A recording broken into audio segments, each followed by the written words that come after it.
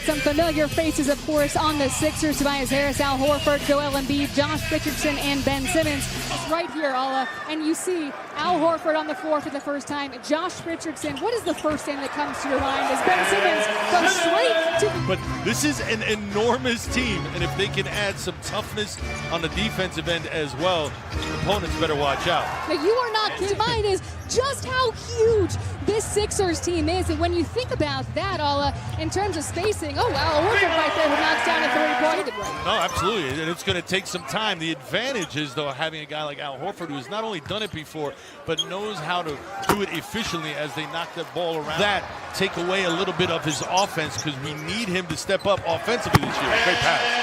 Ben Simmons going to get some love from the fans as he throws that one down. And how are you able to anticipate unless you've seen it before? So I think that's where the experience comes. Ben, still a work in progress, but you like where he's going with that. Shaquille O'Neal and the Lakers used to do it. Now, we don't want to go back 25 years to the way that was played, but he posted up, got some advantages, and put shooters around. Well, he certainly has to make himself accountable. Well, James Ennis III checking in, and Matisse Thybulle, as we were talking there. Ben shots. Ben has accounted for 13. Andrew Nicholson. James Ennis. Well, I think he's always been a guy who's appreciative of his surroundings and what he's been able to do. Good defense. That's the third time. Exactly what he said, because Matisse had plenty of times guarding him, and it was a scrimmage, and you could see he was frustrating Ben a little bit, but that's exactly what you want. And that's the best compliment. To get his shot off quicker, and he said he wanted to make sure he was staying low on defense as well. Well, the Sixers so active on that exchange. Horford's coming up with the tip of the steal. As well, and potentially tonight, as you've got Trey Burke, and you've also got the Sixers who added Raul Neto, and a lot of talk about what's going to happen. Point guard, pass first kind of guy, drives in and gets it inside. The key with him is staying healthy. Missed almost half of the games as T-Ball knocks. I gotta say, my favorite Mike Scott moment this summer had to have been the Nerf battles. If you had to see, you did some Nerf battles with some kids, and the young kids were ganging up on him. Ruthless. The workman-like mentality that he brings day in and day out. One of those guys, the old cliche, first in, last to leave. That's Josh Richardson. Joel also said he thinks it's going to take over 60 wins to get that #1 seed. Thinks that they can get there. He's got goals again of being the defensive player of the year. Then you have the answer to when Joel is out of the game. The defense with Joel has been incredible. When he's out the game, it's been slight. But now Al Horford is in the game as well as maybe in history. But you know, we don't have to necessarily hunt threes for him.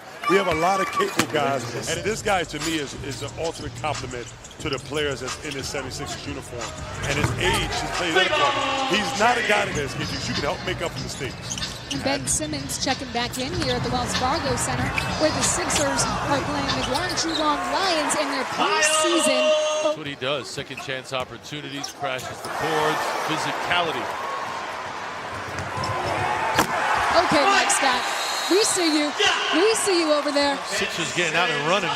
So high with Tobias, Al Horford, and Joel. When teams go small, let's rewind. My only question was with that side of the front court. When teams do go small, is Tip out of shape? I think he'll be ready. And I think his IQ, too, gets him through, don't you think? Yeah, it is. You know, the times when his body, there's a lot of pluses to it, and you've seen some of it with Tyball's game. You know what else is going to be neat with him is he's got quite the hobby of photography. So he's already, as Ben Simmons has been before, and no offense, you probably never see again. So for the Philly fans to come out, I think it just shows their excitement around this. Speaking of Ben Simmons, something interesting that he had said on Media Day, Alla, was that he felt like he was too worried last year. Right on cue. Mark or anybody else, Philadelphia media, national media, that stuff doesn't matter. None of us have to walk in your shoes, whether you're Ben or JoJo. Both guys, who advice to him or any other player is the moment, and it worked for me, the moment you stop thinking about your trials and tribulations, but worry about your team, I think that'll bode well for you moving forward. As Nicholson knocks down a jumper. And that reminds me, as Ben Simmons goes to the cup again. I can. But then it's to go out there and know what is actually required of you, and then whether or not you're willing to do it and can do it. I think Ben right now is finding that, and look at the joy he has.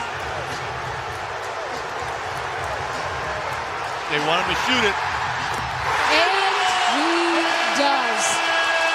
Ben Simmons shoots the three. The fans. Shaka Smart, that year St. Joe's went on to win the A-10.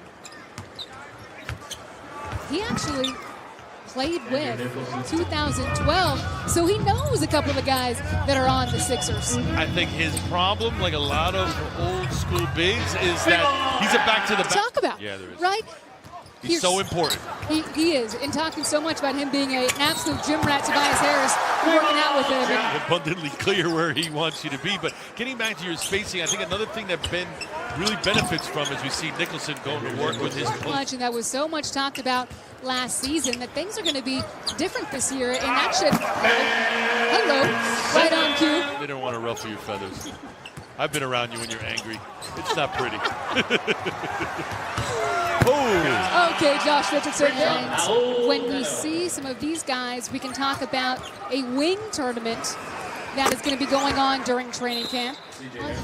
He's ready to do it. Well, that's how he plays, too. I mean, he's already got himself the typical offensive rebound as Tebow hits another jump. Passers have this. As the ball is coming to you, you already see where you want to send it to. Tyler Quinn ready on that play. Very nice move. He's asserted himself 16 points on 6 of 9 shooting from the field. So we're seeing Furkan. Defensive effort from this team. Furkan, one of the shooters out there along with Shake in this fivesome. And speaking of Furkan, one of the things. And with that comes confidence. He's still 6'8", which you can't teach, and he can still stroke the jumper. So I expect a better defender than people give him credit for. He focuses his jump shooting, but I think there's more to him as Nicholson comes in. You know, and one of the things that Shake Mills, Brett Brown said that he reminds him of an Avery Bradley type. I wanted to get your thoughts to see Jonah one-on-one in the post. Speaking of Jonah, the thing that he told me that he learned most from last season was attention to detail, especially in the playoffs, that the attention to detail is so extreme and that's what differentiates players from other players and teams. And Shayok getting some time here. I've come to learn that his nickname. With the JoJo, with the Ben, with the Al Horford, this is what I expect of you and of you. So moving, thinking about it, they're thinking about it too because it hurts so darn much. And you want to not ignore that. You want to acknowledge it. I'm excited to see how Zaire Smith bounces back this year because one of the things that he said is that, look, honestly, it feels like Zaire.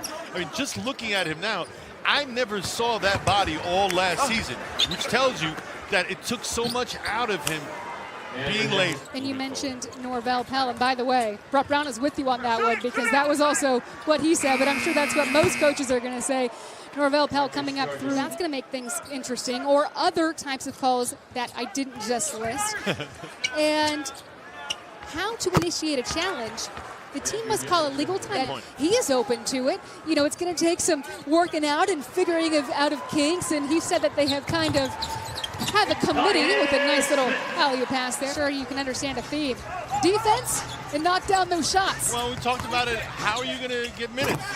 You're going to hustle. One of the things that I liked that Al Horford has said at some point over the course of the past couple of weeks is that the good thing about ball, but for any profession, right, just being able to adapt, but that's something that they need this year. Well, and the landscape of the NBA almost, I mean, it demands it because there are so many styles of play, so many different seen it. Absolutely. And by the way, I went over to the Delaware Blue Coats facility. Nice play, the 76ers. nice championship too. Look at him now. And the Philadelphia 76ers are going to come away with this one, 144-86 against the Guangzhou Long Lions. Ben Simmons, you see him there. Great job from him tonight.